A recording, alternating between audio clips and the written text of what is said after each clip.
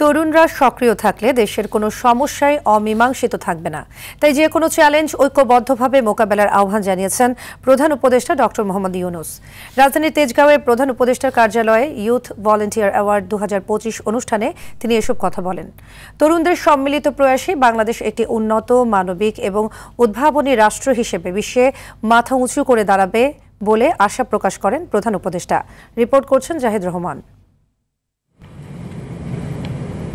দেশের যুবদের উদ্যম, নেতৃত্ব গুণ, সামাজিক দায়বদ্ধতা এবং স্বেচ্ছাসেবকমূলক কর্মকাণ্ডকে উৎসাহিত ও সম্মানিত করার উদ্দেশ্যে যুব ও ক্রীড়া মন্ত্রণালয় আয়োজন করে ইউথ ভলেন্টিয়ার অ্যাওয়ার্ড 2025, যেখানে সামাজিক ক্ষেত্রে অসাধারণ অবদানের জন্য 12 জনকে পুরস্কৃত করা হয়।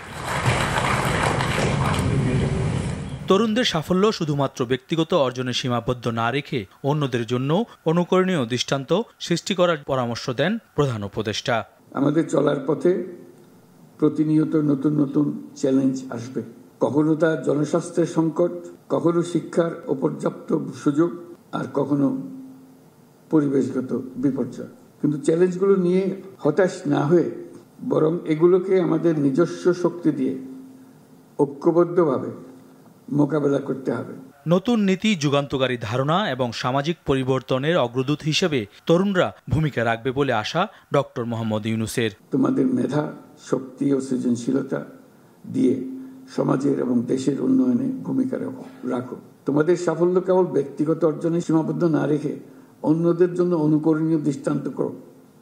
আমি বিশ্বাস করি তরুণরা সক্রিয় থাকলে দেশের কোনো সমস্যায় আর অমীমাংসিত থাকতে পারে না।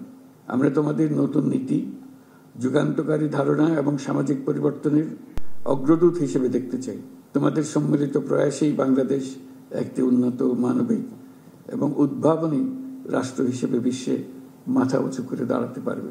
তরুণদের আরও সাহসী হয়ে সমাজের কল্যাণে নতুন ধারণা ও উদ্ভাবনে নেতৃত্ব দেওয়ার আহ্বান জানান প্রধান উপদেষ্টা।